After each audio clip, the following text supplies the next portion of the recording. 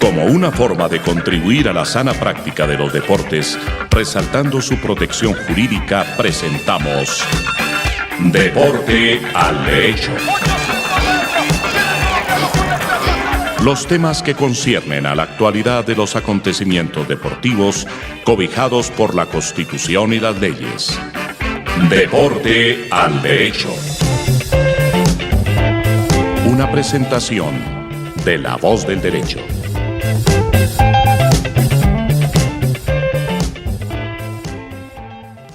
Buenos días, buenas tardes o buenas noches, dependiendo de dónde y cómo nos oigan. Soy Víctor Delgado y estamos aquí en Deporte al Derecho, el programa de La Voz del Derecho que se encarga de analizar la actualidad deportiva desde un punto de vista netamente jurídico. Como ya es usual, estoy aquí con Andrés en la mesa y con María José, que hoy nos acompaña desde San Andrés Isla.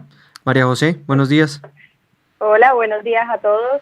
Buenas tardes o buenos días para todos los oyentes, dependiendo de a qué horas decidan escuchar nuestro programa. Hoy desde las islas de San Andrés, como les dijo Víctor, de verdad complacida de estar en este paraíso que tiene nuestro país y nada, con muchas expectativas del programa de hoy que creo que va a estar muy interesante. Bueno, Andrés, buenos días. Buenos días ya a todos los que nos oyen en el lugar que sea y como sea.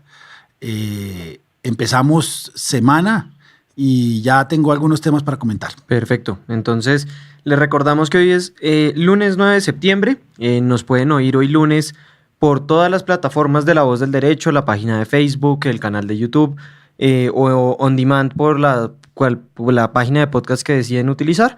Emitimos en vivo hoy lunes de 5 a 6 de la tarde y repetimos el programa los miércoles de 10 a 11 de la mañana. Entonces, habiéndoles recordado eso, cada uno tiene una editorial que creo que se va a convertir en el grueso del programa. Me voy a reservar la mía para el final porque es la que menos hemos tratado acá. Es un tema muy interesante que a nosotros, junto con Andrés, nos gusta muchísimo desarrollar en las clases que dictamos porque muestra un panorama distinto del negocio. Muestra otro fútbol. Muestra un negocio, muestra algo que no estamos realmente acostumbrados a ver, y entonces pues precisamente por eso le daré paso a María José para que nos dé su editorial del día de hoy, a Andrés, y continuaremos con el desarrollo del programa. María José. Bueno, entonces creo que como la mayoría se lo espera de mi parte, la editorial del programa de hoy es obviamente sobre las semifinales del fútbol profesional femenino en Colombia, que se llevó a cabo el primer partido de ida este sábado y domingo que acaba de pasar. El sábado se jugó el Neiva, partido de ida de la semifinal entre el DIM Formas Íntimas y Neiva, obteniendo un resultado a favor las locales. La verdad, como lo veníamos hablando con Andrés antes de iniciar el programa, para mí es la semifinal más compleja porque son dos equipos de trayectoria. El Atlético Huila siendo el último campeón de la Liga Profesional, además primer campeón de la Copa Libertadores colombiano. Es un equipo que tiene cierta trayectoria y sobre todo un ritmo de entrenamiento y de competencia que lamentablemente es la excepción en nuestra liga profesional por la falta de continuidad de la que ya tanto hemos hablado. Y por su parte, el Deportivo Independiente Medellín, Formas Íntimas, es el equipo que suscribió el convenio con el equipo Formas Íntimas, que es uno de los clubes aficionados con mayor trayectoria de nuestro país. Su directora y presidenta, Lilo, es una de las mujeres pioneras en fútbol femenino aquí en nuestro país y se ha encargado realmente de montar un programa en el que las jugadoras sean de un altísimo nivel, incluso antes de que en Colombia existiera una liga profesional colombiana. En ambos equipos, tanto en el Huila como en el DIM, hay varias de nuestras referentes de la selección Colombia de mayores, entre esas pues Sandra, que compartió con nosotros el programa la semana pasada. ¿Ella juega en Medellín? Sí, es la arquera. ¿La Medellín? Sandra es la arquera titular del DIM, y además está Oriánica Velázquez, que es la 9 de la selección, que es una jugadoraza, que fue campeona en los Panamericanos, que que pasaron ahorita a mitad de año en Lima, y pues obviamente es una contienda que para el nivel de fútbol femenino en Colombia, que todavía no es el más alto, creo que fue un partido muy bueno por lo que contaron las jugadoras, porque obviamente toca hacer notar la parte negativa del asunto, y es que tristemente no hubo transmisión por Win del partido entre estos dos clubes. Caso contrario, el del partido de ayer entre Tumillos, Andrés, y el América de Cali en Bogotá, donde sorprendentemente se llenó la tribuna que abrieron. ¿Cuál tribuna abrieron? ¿Qué tribuna abrieron? La de Occidental. ¿Occidental es la más grande? No, la más grande es Oriental. No sé, la verdad yo no conozco cuánta gente le quepa, pero estuvo completamente llena. Fue tribuna libre, es decir, que podía entrar cualquiera gratuitamente. ¿Era gratis? Fácil. Era gratis. Y pese al disque horario familiar en términos de nuestro presidente de la DIMAYOR, a las 10 de la mañana, que obviamente es un horario ¿Domingo a las 10? Conveniente. Domingo y sábado a las 10 de la mañana, horario que se repite para los partidos de vuelta el próximo fin de semana, bajo el argumento del presidente, porque lo dijo en Fox Sports, que era un horario que para él era un horario familiar y él quería fomentar la asistencia de las familias a los estadios. Honestamente, y con todo el respeto que se merece el señor, una babosada lo que dijo en medios de comunicación, y con todo y que las circunstancias estaban en contra de que la asistencia fuera buena. La verdad es que el público y la hinchada de los equipos ha demostrado que está con las mujeres para las que sea, y ayer pareciera que estuviera jugando de visitante Millonarios. La cantidad de hinchas del América que fueron a apoyar al equipo fue increíble, y obviamente eso se vio reflejado en el triunfo 2-0 de las caleñas frente a las bogotanas. Ya vamos a ver cómo termina el partido en Cali. Creo que es un resultado complicado de remontar, sobre todo cuando van a jugar de visitantes y cuando las niñas de Bogotá, y me disculpan por la expresión niñas, porque hay ciertas no se puede, ya nos dijeron que no se puede, se ofenden con el tema niñas. No lo digo de manera despectiva, lo digo es porque en realidad son niñas. El equipo de Millonarios está conformado por jugadoras muy buenas, pero muy jovencitas, en comparación con las jugadoras del América y de algunos otros equipos, donde obviamente no la totalidad, pero sí la gran mayoría del club tienen cierta trayectoria y son un poco mayores que ellas. Entonces yo creo que eso también se ve reflejado en cierta diferencia de nivel, sumado a que hay que hacer a ver, para mí es una distinción que vale la pena hacerle al América, y es que sí han tenido un proyecto de alguna manera continua frente al fútbol femenino. Han tratado tengo conocimiento de que hay jugadoras que las han contratado incluso como entrenadoras de las divisiones menores femeninas y masculinas, les han tratado de dar cierta continuidad en los entrenamientos, y creo que eso se ve reflejado en el nivel que hoy por hoy tiene el América, y que a mi juicio es uno de los finalistas. Entre el Atlético Huila y el DIN, me parece una competencia complejísima. El partido del próximo fin de semana va a ser un partidazo, y gracias a Dios, ojalá lo pasen, los directivos, ¿no? Que sí, los van a pasar los dos.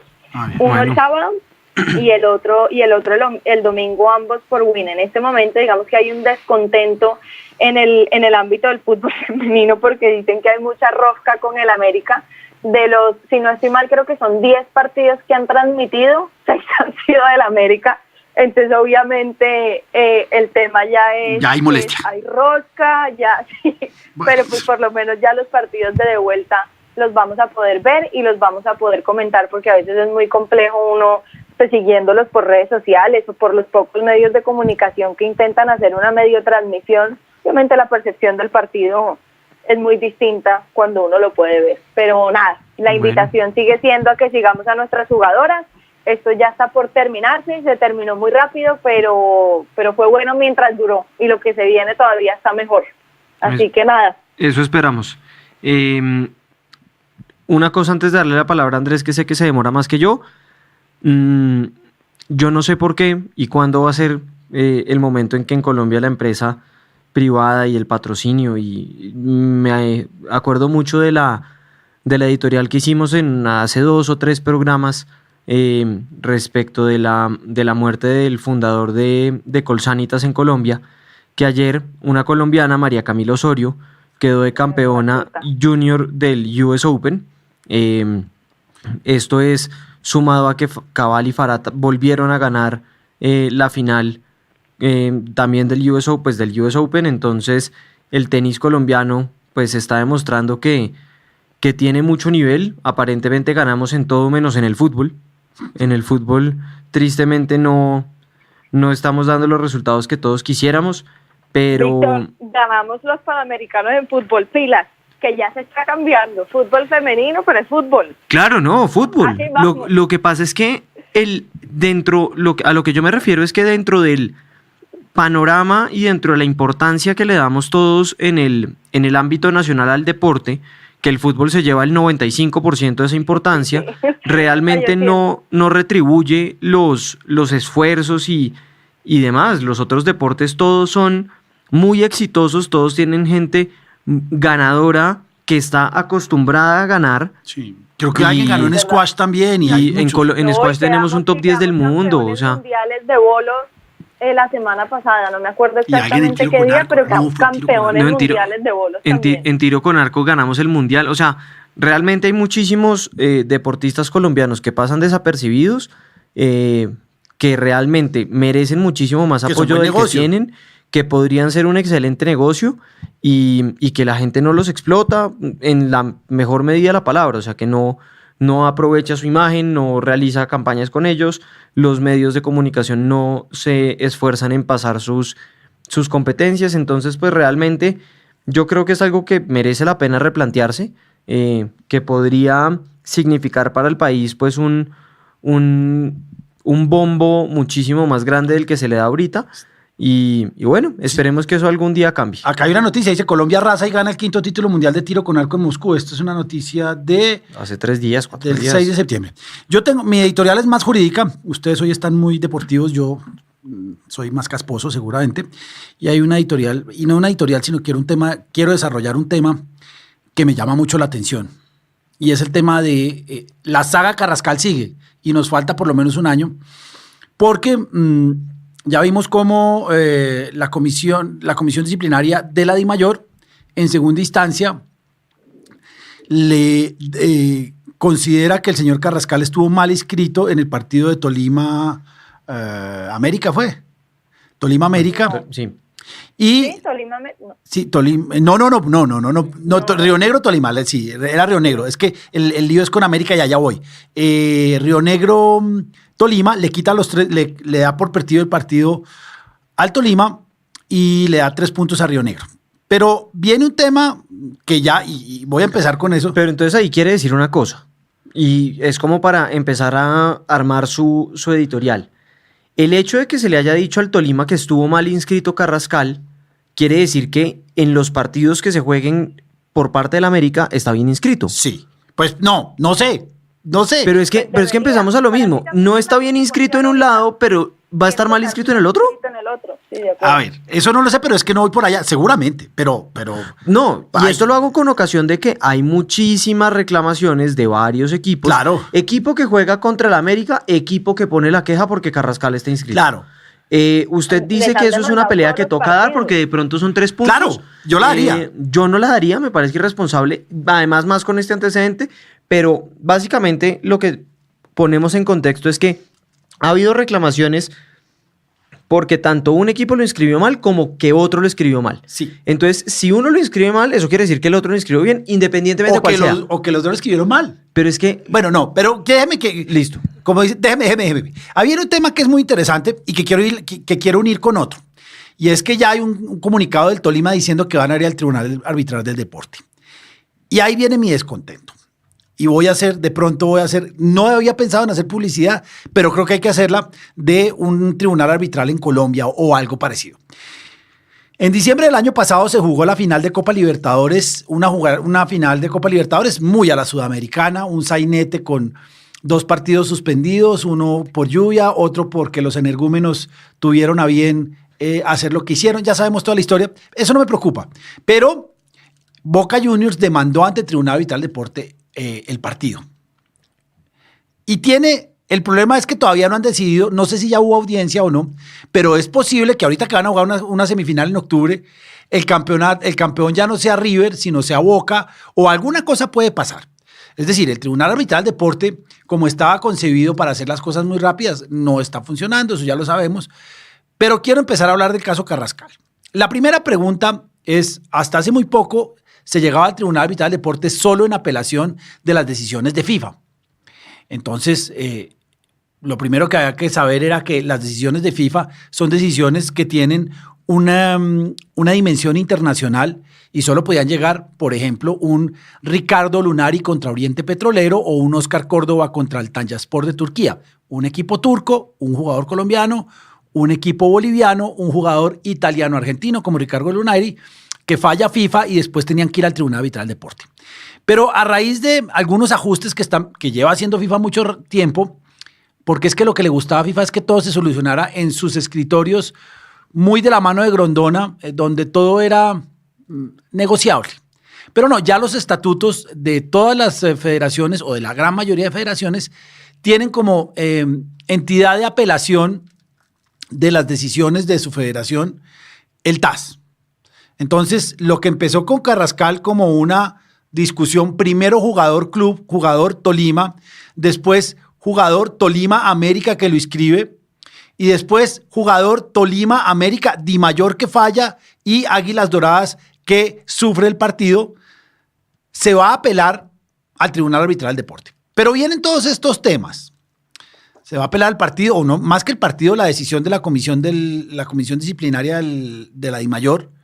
Ya hizo la del campeonato, ya fue en segunda instancia de la Di Mayor.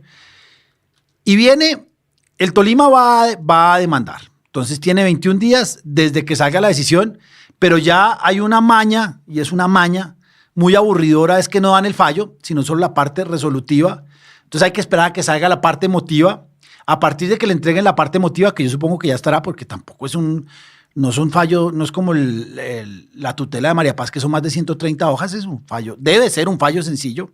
Entonces, cuando llega el fallo, cuando el Tolima tiene el fallo, que le quitan los 3 puntos, porque consideran que el señor Carrascal, que entre otras cosas, para ese partido ni siquiera estaba en el estadio, el Tolima tiene 21 días para hacer una declaración de apelación y 10 más para hacer el texto de la apelación. Y ahí empieza mi novela, que me parece que es interesantísima desde el punto de vista jurídico, y me parece que es un poco una burla con el Tribunal Arbitral del Deporte para el campeonato. Entonces, Tolima demanda, digamos que quien es el que responde, no es ni Carrascal, ni Águilas Doradas, sino la Di Mayor. Pero tienen que integrar O sea, lo que está pasando es que la Di Mayor pasa de ser sujeto sancionador, por decirlo así, a ser parte. Entonces, baja a la misma posición que tuviera. Eso ya, de entrada ya es complicado, porque le toca defender un fallo que además no hizo la Di Mayor de manera, es decir, lo hace un tribunal que es independiente, y hasta que no se pruebe lo contrario es independiente, que falla. Entonces, Di Mayor va a tener que defender algo que un ente independiente suyo hizo.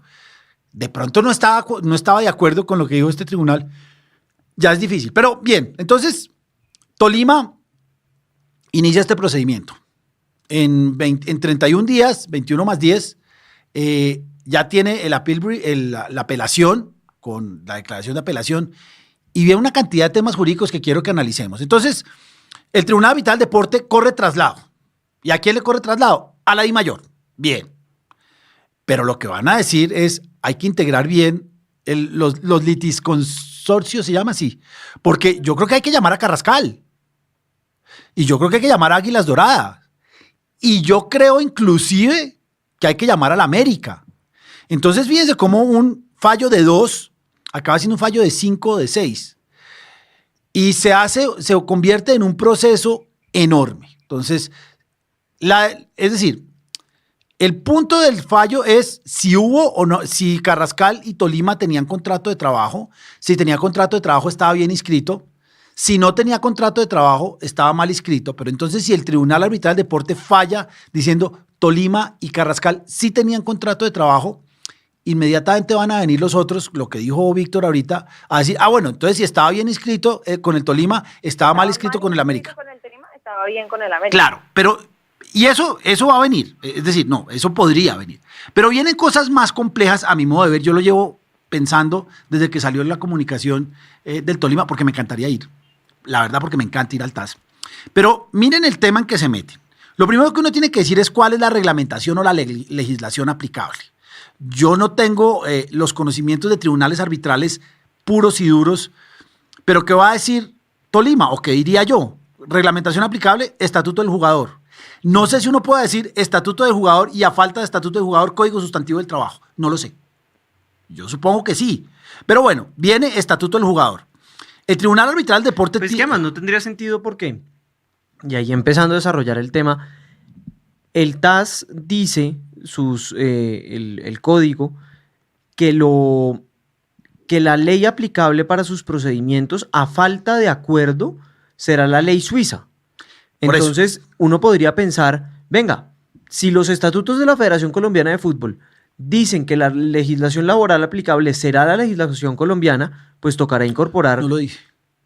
Sí lo dice. No, por eso parto de la base. No lo dice. Los estatutos no lo dice. Entonces... de hecho, le huyen al Código Sustantivo del Trabajo. Se incorporará esa ley al procedimiento. No. Entonces, ¿qué es lo que supongo que hay que decir? ¿Cuál es la reglamentación aplicable? El Estatuto del Jugador Colombiano, que es el estatuto que emite la Federación Colombiana de Fútbol y que habla de todas las relaciones de jugadores con equipos, jugadores aficionados, jugadores profesionales, con equipos, con academias e inclusive con la selección. Bien, eso ya digamos que no hay problema. Pero viene la segunda parte que le acaba de insinuar Víctor y es a falta de una legislación o cuando hay vacíos en el estatuto del jugador, hay que entrar a tratarlo con la órbita del derecho suizo. Entonces, lo que para Colombia es un contrato de trabajo, para la ley de las obligaciones suiza puede que no lo sea. Y la terminación de un contrato de trabajo acaba siendo, es decir, un contrato de trabajo que a todas luces está siendo analizado bajo, o por lo menos en Colombia y todos los que estamos acá, bajo la óptica del Código Sustantivo del Trabajo, puede acabar siendo decidido con una ley absolutamente exótica para la relación que se está manejando allí y puede acabar saliendo un fallo rarísimo. Y podríamos acabar diciendo que, y podrían decirlo, ¿por qué no?, que es que ahora los contratos de trabajo, yo sé que es una barbaridad y que no va a ocurrir, pero uno podría acabar diciendo, dependiendo del fallo del TAS, porque allá van, no, es que ahora lo que tenemos que mirar es el Código de las Obligaciones Suizas, porque de acuerdo con la aplicación, con la interpretación que le da el Tribunal Arbitral del Deporte, que si bien no es ley y no da una jurisprudencia obligatoria, sí ya algunas guías, podemos acabar diciendo, no, es que podemos hacer un contrato a 5 años porque la ley suiza sí lo permite y en el Tribunal Arbitral del Deporte de Tolima contra Dimayor Carrascal y Águilas Doradas, algo de eso salió. Entonces, ese es el primer tema que a mí me parece complicado. Me hubiera parecido mucho más cómodo para las partes que hubiera un tribunal arbitral colombiano con árbitros colombianos, no me importa cuáles, con árbitros colombianos que sepan de Código Sustantivo de Trabajo y que puedan aplicar el Estatuto del Jugador Colombiano. Porque repito, y sigamos imaginando, pero no estamos muy lejanos de la realidad, van a escoger 1 o 3 árbitros, digamos que 1. Entonces, no podrá ser colombiano, no creo, pero entonces vamos a nombrar un argentino que no sabe el Código Sustantivo del Trabajo. O peor, 3. Y entonces siempre va a salir un español, que es el que habla español, un mexicano y un argentino, que no tienen ni idea porque no tienen por qué saber qué dice el Código Sustantivo del Trabajo colombiano frente a la terminación unilateral de un contrato de trabajo. Entonces ya se vuelve endemoniado. Esa es la primera parte que a mí, ya van 2, es decir, cómo integran todo el tribunal, que ese es un lío enorme porque van a tener que llamar, creo yo, si son juiciosos, al jugador y a los otros 2 clubes implicados, América y Águilas Doradas. Entonces, ya ahí el tema es complicado. Segundo, ley aplicable. Yo espero, no, estoy seguro que el idioma, no todos tienen la manía de molestar a su contraparte como lo hacemos nosotros, que lo hacemos en inglés o en francés. No me cabe la menor duda que el idioma va a ser en español. ¿La audiencia dónde va a ser? Suponemos con un 95% de certeza que va a ser en Bogotá. Pero todo eso hay que jugarlo. Y de pronto el presidente del Tribunal Arbitral del Deporte dice, no, es que nos parece que es un poco conflictiva la audiencia en Bogotá y vamos a hacerla en Lima o peor, la vamos a hacer en Lausana. Entonces imagínense todas estas partes viajando a Lausana, todo puede ser bien complicado. Esa es una parte. Y Andrés, y como lo veo yo, porque honestamente yo no lo había pensado desde esta perspectiva nunca, pues termina siendo, si en algún momento de la vida llegaran a tomar la decisión de vincular al América, Yo creo que le tienen que pues vincular. ante tanta confusión y complejidad, pues termina siendo mucho más conveniente para el América que el Tolima tenga que pasar por todas estas de someterse a un tribunal de arbitraje compuesto por árbitros que no conocen la legislación colombiana. O sea, finalmente termina siendo un proceso que es mucho más conveniente para una de las partes. En este caso, a mi juicio, obviamente estaría mucho mejor parado el América, porque si lo No, pero es que en este caso es la DIMAYOR. Claro, pero si vinculan al América, es que de esta decisión, que volvemos a lo mismo que decíamos con Víctor al principio, de esta decisión necesariamente, aparte de la DIMAYOR, sale un afectado y un beneficiado. Y es que para mí la consecuencia lógica de que si Carrascal estaba mal inscrito en el Tolima, pues per se implica que sí estaba bien inscrito en el América. Claro. Es que para mí esa es la consecuencia lógica. Por eso te digo que independientemente de si deciden vincularlo o no, que estamos de acuerdo con que deberían vincular al América, pues para el América siempre va a ser mucho mejor que el proceso se le vuelva más complicado al Tolima, que le toque pasar por todo esto, que probablemente resuelvan el caso con una legislación que no es, que pongamos el caso hipotético de lo que tú estás planteando, que decidieran firmar un compromiso y acudir, por ejemplo, a un tribunal de arbitraje deportivo en la Cámara de Comercio de Cali, que es la única que en el momento tiene la línea especializada en derecho deportivo. Y lo vuelve más complicado en la práctica porque al ser un compromiso que las partes tienen que firmar después de haber surgido el conflicto, es decir, no hay una cláusula compromisoria en el contrato, no hay una remisión expresa en el estatuto del jugador que le otorgue competencia al tribunal de arbitraje de la Cámara de Comercio de Cali. ¿Qué tan factible en la práctica es cuando tú, siendo vinculado directa o indirectamente, ves que la complejidad del otro proceso puede servir en beneficio tuyo? ¿Qué tan probable es que tú vayas a firmar un compromiso para vincularte a un tribunal de arbitraje colombiano donde probablemente sí se resuelvan las cosas de mejor manera, conforme a la regulación nacional y un poco más ajustado a la realidad y a la coyuntura colombiana? Y más barato. Y mucho más barato. Exacto, y mucho más barato. O sea, si yo fuera a la América, yo diría, no, mejor que tenga que asumir todos los costos. Claro. Sobre todo que tener que ir al tribunal de arbitraje, que tener que ir... ¿Aló? Bueno, una pausa, se cayó María José, ya la... Mientras seguimos con María José, entonces, Andrés, ¿alguna conclusión para cerrar este tema? No, todavía no lo quiero cerrar. Terrible porque se... ¿Aló? Ya, es que te perdimos en un momento. Perdón, no, que es terrible porque la complejidad del proceso y los contras que realmente está demostrando Andrés que tienen se vuelven parte de la estrategia de una de las partes. Y después de la pausa les voy a contar otra que me parece más grave todavía. Hay dos temas que todavía no he tocado que quiero tocarlos en 5 minutos. Ya nos vemos.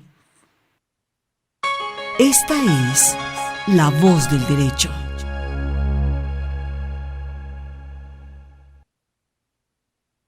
Bueno, estamos aquí en Deporte al Derecho. Antes de seguir con un par de conclusiones importantes que tiene Andrés respecto del tema que veníamos hablando, María José quiere hacer una corrección. Mariajo.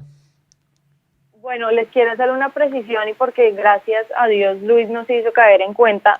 El partido de ayer no fue gratis, la boletería tuvo costo, 13,000 pesos, era tribuna libre y ahí tuve una mala interpretación del término, y tribuna libre, como bien me lo corrigió Andrés, es que implica que podían entrar los hinchas de ambos equipos, no que fuera gratis. Así que pues costó, no fue muy costosa, y con todo y eso, que eran 13,000 pesos, que a la gente le cuesta trabajo, se llenó. O sea que todavía más meritoria la asistencia a los estadios. Y es buen negocio. Claro. No, claro.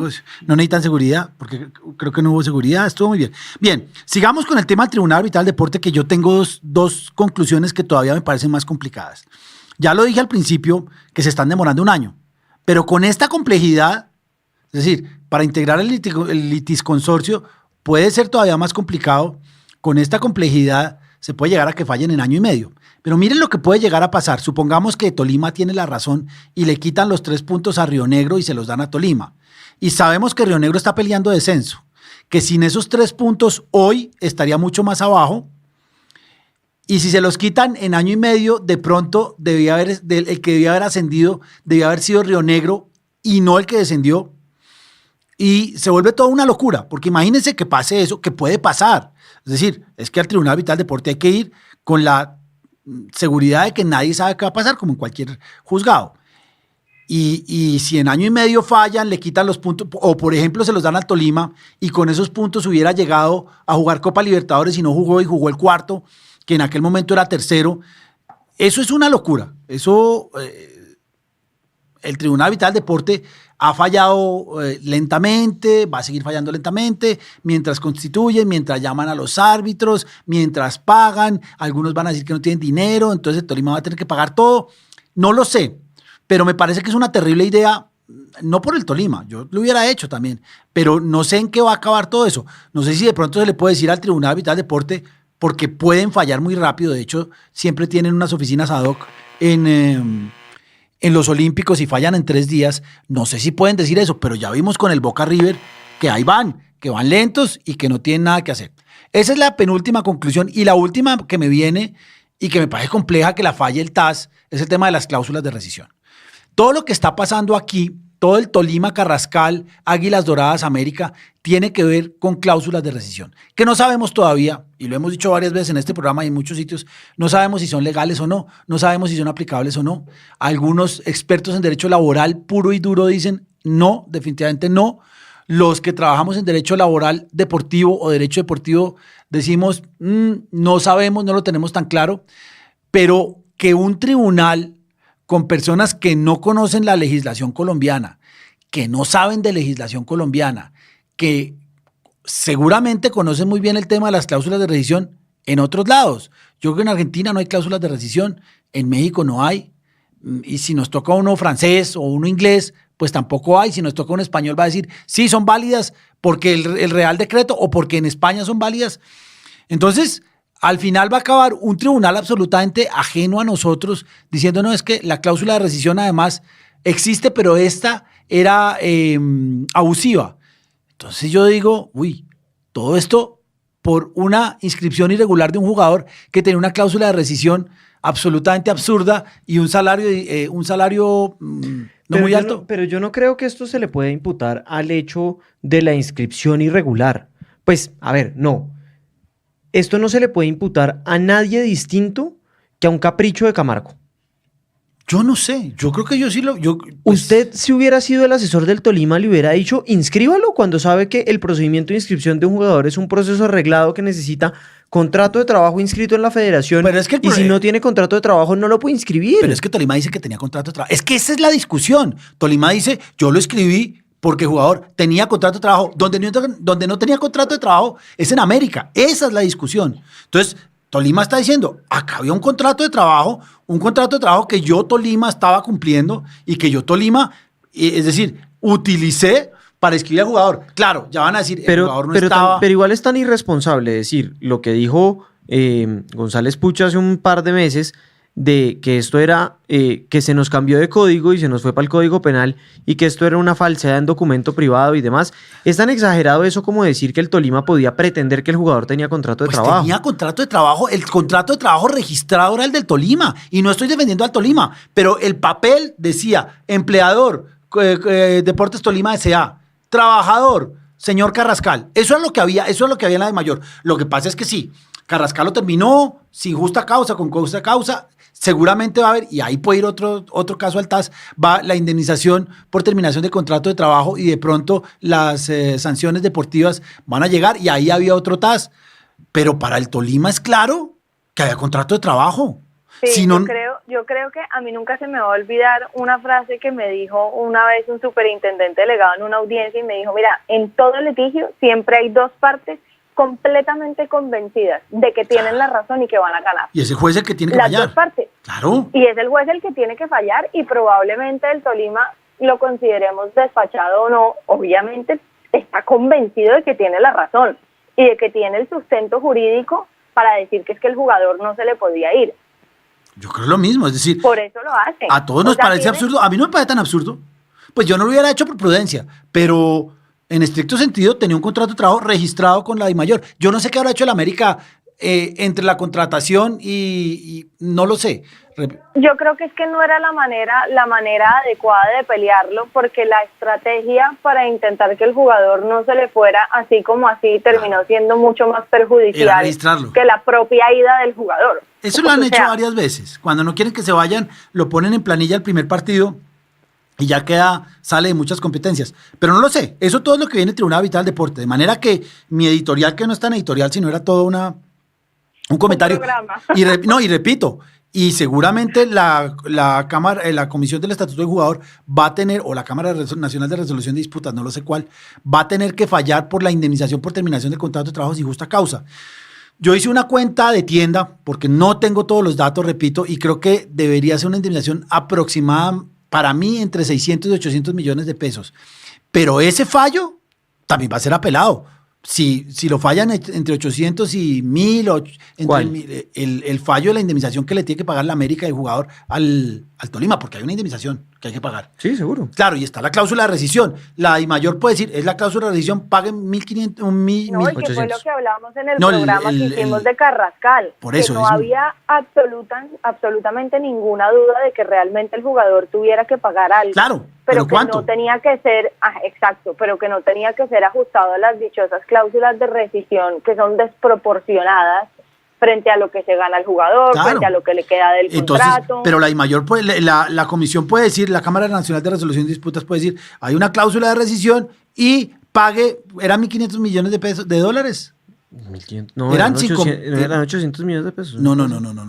Eso es lo que quieren pagar. Eran 1.500, eran 5.000 millones de pesos la cláusula de rescisión. Entonces, eso viene bueno. Eso es interesante que ya nos tocan tribunales internacionales con ley colombiana, que yo no sé qué va a pasar, lo quiero ver, me gustaría estar adentro para analizarlo ya con tranquilidad de los honorarios cobrados, pero pues todavía me toca verlos nomás. Bien, termina mi medio programa y dejo al director de este establecimiento hablar de su editorial. Bueno, nosotros con Andrés, en las clases que dictamos, normalmente hablamos de un estudio que hace una de las 4 consultoras grandes del mundo, que se llama Deloitte, respecto del fútbol. Es un estudio que se hace respecto de los clubes más importantes, de los 20 clubes más importantes, de cómo es su flujo de ingresos, cuál es la forma en la que estos ingresos llegan a los clubes y qué representa eso dentro del mercado del fútbol. Entonces, para mí era fundamental poner en conocimiento de ustedes esto, que además es un estudio muy interesante. Son buenísimos. Es un estudio auditado, es un estudio que coge los estados financieros de los equipos, que coge los reportes que estos tienen que hacer bien, porque son entidades vigiladas por ser sociedades a las respectivas autoridades, o porque son entidades sin ánimo de lucro. Entonces tienen que presentarle los estados financieros año a año a sus asociados. O porque ellos las auditan. Claro. pero es que en ese momento sería información confidencial. No, pero yo creo que esto lo hacen de información pública. Y es muy bueno, vale la pena. Eso está en internet, vale la pena bajarlo. El documento se los vamos a dejar en la descripción del programa. Solamente está en inglés, entonces eso es el único problema que genera. Pero yo quiero empezar mostrándoles el cambio que se reportó en un año respecto del ingreso total de los clubes que se auditaron.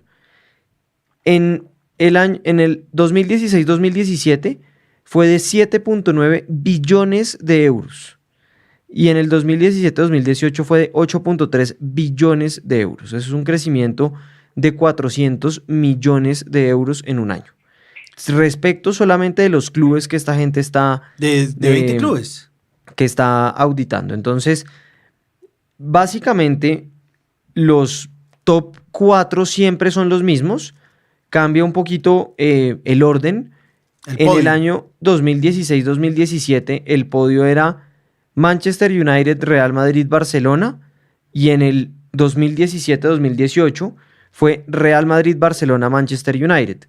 Pero aquí vemos cómo pues realmente las cifras son absolutamente locas. Mareantes. El 2016-2017, el ingreso del Manchester fue de 676.3 millones de euros y en el 2017-2018, el que ocupó el primer puesto, que fue el Real Madrid, fue de 750 millones de euros. Entonces, y además, Vika, y hay que tener en cuenta que el Real Madrid, habiendo quedado en el primer lugar de este informe, le sacó una ventaja al segundo, que en la historia de los estudios que ha hecho Deloitte es la segunda ventaja más amplia entre el primer y segundo equipo, que es de 60.5 millones de euros. O sea, la diferencia de los revenues de el Real Madrid, que está en el número 1, y del Barça, es de 60 millones de euros. Pero un poco más de 60 millones de euros. Esa es fácilmente identificable. Es la venta de Cristiano Ronaldo. ¿Es la qué? no. La venta son 100 millones de euros. No sé si ya entró en eso. Ya. No, porque acá no lo han tenido en cuenta. De hecho, dentro de uno de los análisis que hacen... Yo pensé. Para mí fue que ganó la Champions 2 veces seguidas. Sí, Puede ellos lo Puede ser. relacionan mucho con eso, pero hay un documento que es como el resumen, el infographic del estudio que realiza Deloitte, y lo que dicen es que la compra de Mbappé y Neymar Jr. realmente tuvo un impacto en la demanda de partidos del Paris Saint-Germain, y que quieren ver si realmente la compra de Cristiano Ronaldo por parte de la Juve el próximo año hace que este equipo italiano pueda subir en el escalafón a pesar del de gasto. Deloitte, a pesar del gasto, porque, o sea, a lo que voy con esto es que para este informe todavía no tenían en cuenta la venta de Cristiano Ronaldo por parte del Real Madrid, y pues la contraparte de eso, que es la compra del jugador por parte de la Juve. Bueno, entonces, aquí hay una cosa que a mí me parece la más interesante, es cómo organizan los ingresos. Los organizan a través de un pie. Ese pie lo parten en 3, que son cuánto ingresa por el día del partido, que se llama Match Day, entonces es cuánto ingresan por ventas de camisetas, el día del partido, comidas, parqueaderos, boletas y demás. El segundo rubro, que es el de transmisión televisiva de los partidos. Derechos de televisión. Y el tercero, que es el ingreso comercial, que ya empieza a ser, vale la aclaración, dentro de Match Day aquí ingresan los premios. Ellos lo meten ahí para que ustedes lo tengan claro. ¿Los premios de campeonato? Los premios de campeonato se analizan ahí adentro. Falta un rubro, yo no sé si ya está ahí, pero lo tenían claro, es venta de jugadores, que en Europa cada vez es más importante. En este informe solo hay 3: Match Day, Broadcast y Commercial. Lo que pasa es que... Solamente para ilustrarlo, el Real Madrid, que ya dijimos, tiene 750 millones de euros de ingreso. Divide su pie en 3. 47% por ingresos comerciales, que eso es un equivalente a 356 millones de euros. El 34%, que equivale a 251 millones de euros por temas de transmisión de televisión. Y el 19%, que son los 143 millones de euros restantes, por temas de ingresos al estadio y Match Day. Esto es lo que a mí me parece más interesante. Y es que, por ejemplo, el 19%, que es esos 143 millones de euros, que es el Match Day del Real Madrid, son más bajitos que el Match Day del segundo, que es el Barcelona, y ya después empiezan a variar respecto de los anteriores, porque aún el Manchester United, que tiene un porcentaje de ocupación muchísimo más alto, y que la boleta se paga más cara porque se paga en libras y no se paga en euros, tiene menores ingresos por eso que los primeros dos, que son los españoles, aun cuando el Real Madrid realmente no tiene un porcentaje de asistencia al estadio pues deseable, porque pues tienen un 75% de entrada al estadio, cuando tienen un estadio en la mitad de Madrid, que es un estadio propio, y que realmente se están viendo en problemas ahora, hoy en día, y yo creo que eso sí va a ser el fiel reflejo pues de los resultados del equipo. Claro, lo que pasa es que si no están nombrando, si no están poniendo en el rubro compraventa de jugadores, pues lo que dijimos de Cristiano Ronaldo no importa. Deloitte tiene solo un informe de fútbol latinoamericano y en ese indicaban, ese es de hace unos 12 años, indicaban cómo la única forma de sobrevivir de un club latinoamericano era vendiendo jugadores. La venta de jugadores hasta hace unos 7 años, creo yo, un poco, y eso lo empezó tal vez el Real Madrid con mucha fuerza, era propia, el negocio era propio de Sudamérica. Entonces, cualquier club, y sobre todo los argentinos y los brasileros, eran expertos en mejorar su balance vendiendo jugadores, que ya lo hacen los equipos como Nacional, equipos ecuatorianos, equipos chilenos, porque es la única forma, con unos derechos de televisión muy bajos, de sobrevivir. Pero en Europa ya llegó la moda de hacer negocio con los jugadores, es decir, recibir 222 millones de euros por un solo jugador, que fue el caso de Neymar y Barcelona, pues hace que el pie del Money League empiece a cambiar, porque está haciendo casi, sí, es mucho mayor a todo el esfuerzo que se hace por traer clientes el día del partido al estadio. Y es una estructura que sí está cambiando. Hasta hace muy poco tiempo se hablaba muy poco de las transferencias, sí se hablaba, pero no se hablaba del dinero de las transferencias, porque en Europa eso no importaba. Es decir, traían jugadores, pues Maradona costó 12 millones de dólares, en otra época, en otra economía, con pesetas y no con euros, pero digamos que lo importante hasta hace muy poco tiempo era el jugador, era un tema solo deportivo.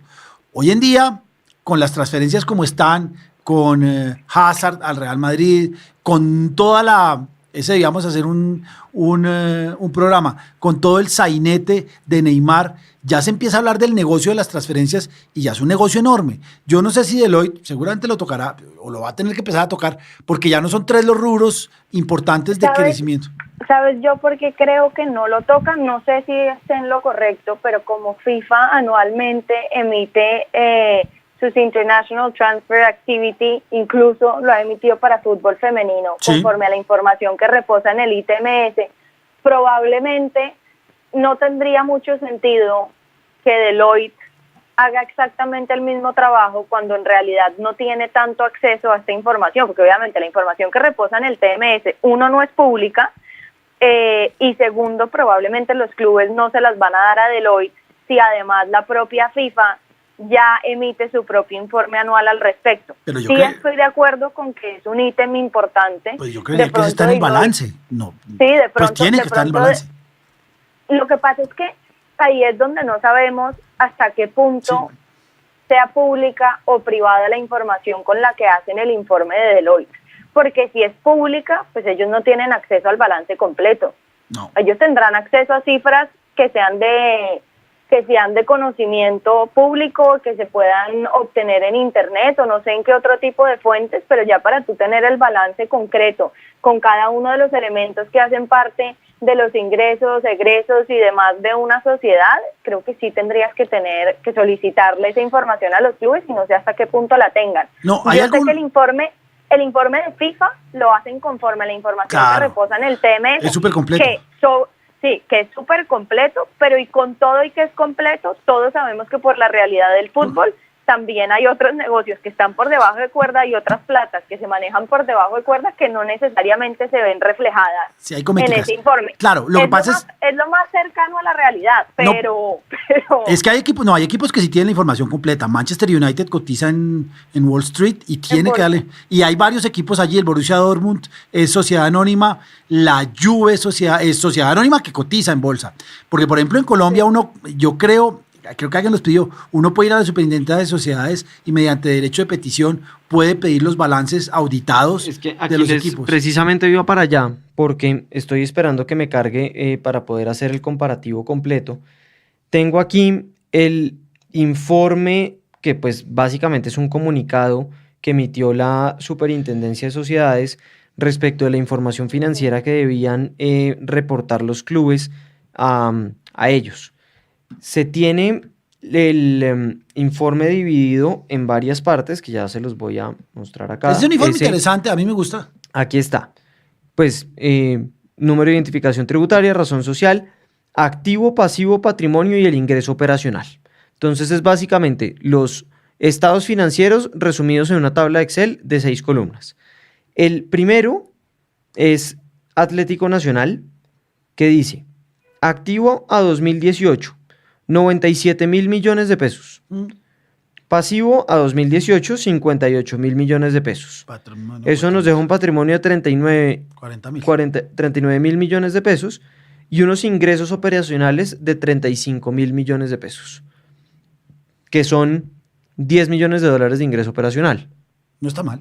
Para nada. Para nada. Para Pero nada. Nacional es el único equipo que tiene una economía completa. ¿Cuál es la economía Claro, completa de un además- equipo de pero fútbol? además hay que tener en cuenta que ese informe de las supersociedades, pues obviamente sí es muy ilustrativo, pero pues no está desglosado como de manera que nosotros podamos concluir de cuáles de los 4 ítems que a nuestro juicio son importantes realmente, a cuál de esos pertenece X Esos cantidad de operacionales, activos claro. de Nacional. O sea, porque está el ámbito comercial, está el ámbito de derechos de televisión, está la boletería y está además de todas las transferencias. Y los Sería- campeonatos.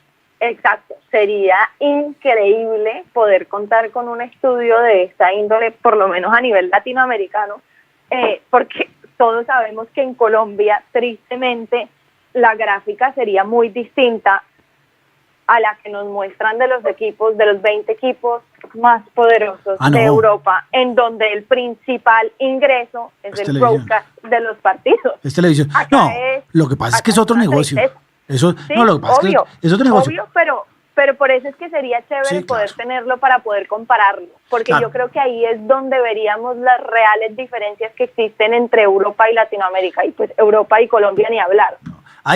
Uno siempre que habla con la gente que sabe de fútbol, dicen que el único equipo que logra tener un ingreso más o menos balanceado es Nacional, que tiene buena hinchada, que el estadio lo tienen bastante bien ocupado, es decir, por boletas, llamémoslo por match day, es bueno, que gana campeonatos y va a Copa Libertadores, que es donde hay plata buena, que tiene más o menos una comercialización interesante, que vende jugadores, y digamos que tiene el portafolio completo. Entonces, un equipo, siempre dicen, para que un equipo sea no exitoso, para que sea viable económicamente en Colombia, debería tener muy buena hinchada, ganar títulos, vender jugadores y tener una camiseta más o menos rentable. Eso solo lo hace Nacional. Se puede llegar ahí, no todos los equipos van a llegar allí, pero hay unos 6 equipos, Junior, Cali, yo creo que Santa Fe, Millonarios, Medellín, América, y yo creo que pare de contar, tal vez, no más, que puedan tener ese portafolio balanceado de ingresos, porque de otra manera les toca vivir muy mal, siempre van a decir que son pobres, que es cierto, es decir, no vamos a negar que es un fútbol con muy pocos ingresos y que mientras uno no tenga un nivel de ingresos muy balanceado es muy difícil. Eso es cierto, en especial porque tenemos el problema, y ahí se vuelve el problema pues de la transparencia, en que todos estos clubes europeos, la información financiera está disponible para el que la quiera ver, porque no es un misterio cuánto se recibe de televisión, no es un misterio cuánto se venden los jugadores, no es un misterio cuánto valen los alquileres de los estadios cuando los estadios no son propios, y realmente todos esos esquemas de ingresos y de gastos están supremamente controlados. Además, porque la UEFA en Colombia estamos sujetos a la Federación Colombiana de Fútbol y a la Conmebol. La Conmebol, los esfuerzos que hace son en este momento respecto del licenciamiento de clubes, que tiene algún tema tiene una parte financiera importante, pero no tiene nada que ver con el tema de fair play financiero y de licenciamiento de clubes que tiene la UEFA, sí, no, que es muchísimo más robusto. Ellos buscan llegar allá, pero pues es que hay un Atlántico de por medio y hay un euro de por medio que es muy difícil. Claro, y si en algo que es internacional, porque los estados financieros deben ser emitidos de acuerdo con normas internacionales de contabilidad y de información financiera y demás, si en eso hay tanta diferencia, imaginémonos con las cosas que no están reguladas la diferencia que hay. Es que yo creo que no va a haber, por lo menos dentro de los próximos 20 años, la presencia de un solo equipo suramericano dentro del Deloitte Football Money League. No. Ahora. De pronto mexicano o gringo, pero... No, pero ni siquiera. Pero es que además, y ahí va como mi conclusión de esto, a mí me parece que más pronto que tarde, es muy probable que un equipo de la MLS esté dentro de estos rankings. Sí. La MLS es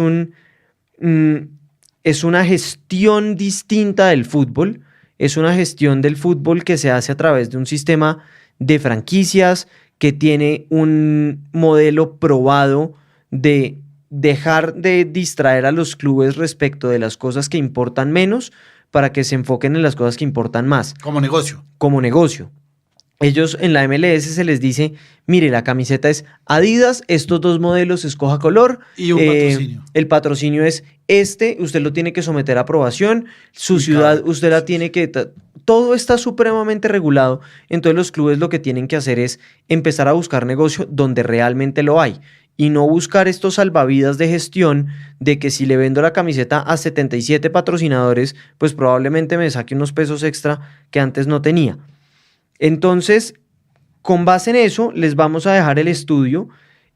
Cualquier cosa o cualquier pregunta que tengan, con muchísimo gusto los 3 estamos abiertos a responderla. A charlarla. Es muy interesante porque es que si uno empieza a ver la cantidad de equipos que uno cree que están, es acertada, pero uno Newcastle, empieza... a mí me llama mucho la atención Newcastle. Aquí estoy viendo, el 20 es el West Ham, el 19 es el Newcastle, Ese me llama mucho la atención. el AC Milan es el 18, el Everton el 17, el Schalke 04 de Alemania es el 16, la Roma es el 15, el Inter el 14, después el 13 es el Atlético de Madrid, el 12 el Dortmund, el puesto 11 lo tiene la Juve y después viene el Tottenham que es el 10. Entonces vemos como la Juve, Los ingleses. teniendo la Juve que tiene estadio propio, que cotiza en bolsa y demás, está de 11 y uno empieza a ver arriba el Tottenham, el Arsenal, el Chelsea,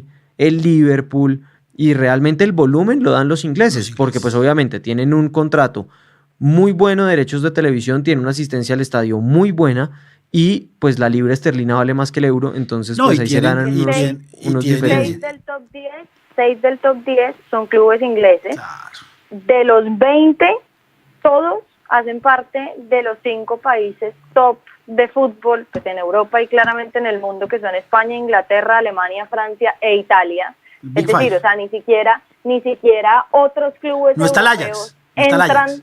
entran dentro del top 20 como para pretender que alguna vez algún club latinoamericano esté ahí. Yo sí, cerrando un poco este tema y antes de que terminemos el programa de manera rápida, creo que me parece importante destacar que por primera vez en la historia del estudio realizado por Deloitte se incluyeron asuntos relacionados con el fútbol femenino y los equipos femeninos. De hecho, son 3 apuntes muy particulares, muy específicos, pero que realmente son muy dicientes, y es que analizan en cada uno de los clubes que pertenecen al top 20 si tienen equipo femenino, si tienen un patrocinador específico para el equipo de mujeres y si tienen participación o representación de mujeres en los cargos directivos. Dentro de lo que se puede ver y que me parece importante destacar es que únicamente 3 de los 20 clubes para el momento en que se hizo el estudio no tenían equipo femenino. Dentro de esos 3 estaba el Real Madrid, que como ya lo mencioné en algún programa, le compró la ficha al Club Deportivo Tacón, que es un equipo que ascendió a Primera División y que ya va a jugar como si fuera el Real Madrid en la Primera Iberdrola. Deportivo Tacón. Hay 9 Club Deportivo Tacón, así se llama. Bueno, hay formas íntimas, hay Tacón, sí. Ah, sí, pues, pero te digo, No, no, o sea, no sabía. al que le compró la ficha al Real Madrid, que es una historia muy bonita que podemos hablarla en un futuro programa. 9 de los 20 clubes no tienen representación de mujeres en los cargos directivos, que me parece que todavía sigue siendo un número altísimo, y 9 de los clubes no tienen un sponsor especial para las mujeres, y esta cifra sí que me sorprendió porque no es muy común que se realice el esfuerzo de conseguir un patrocinador o un sponsor oficial específicamente para el fútbol femenino, y tampoco es fácil de conseguir.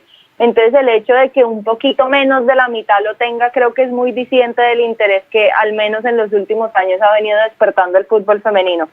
Entonces es importante, me encantó ese análisis que se hizo. Son 3 punticos básicos, pero pero muy diciente. Muy bien. La Bueno. invitación es a que lo vean. Les dejaremos entonces el link para que lo vean. Les reiteramos que estamos pues abiertos a resolver cualquier duda. Ninguno de los tres es un financiero experto, pero pues ya hemos conocido el estudio con alguna antelación. Si quieren se consiguen los de los años pasados porque el hacer la comparación es interesante. Y pues nada, con base en eso podríamos, si encontramos mérito para ello, como dirían los jueces, seguir con esto en el programa siguiente. Si hay alguna pregunta de algún oyente, pues la resolveremos. Y pues nada, Luis, en los micrófonos, muchísimas gracias Gracias, Luis. por todo. Recuerden que esto fue Deporte al Derecho. Nos oímos en vivo hoy lunes de 5 a 6 y repetimos el miércoles de 10 a 11 de la mañana. Nos oiremos entonces la próxima semana. Muchísimas gracias por estar con nosotros. Andrés y María José, muchísimas gracias por haber estado acá y ojalá todos tengan una muy buena semana. Como una forma de contribuir a la sana práctica de los deportes, resaltando su protección jurídica, hemos presentado Deporte al Derecho. Los temas que conciernen a la actualidad de los acontecimientos deportivos cobijados por la Constitución y las leyes. Deporte al Derecho. Una presentación de La Voz del Derecho.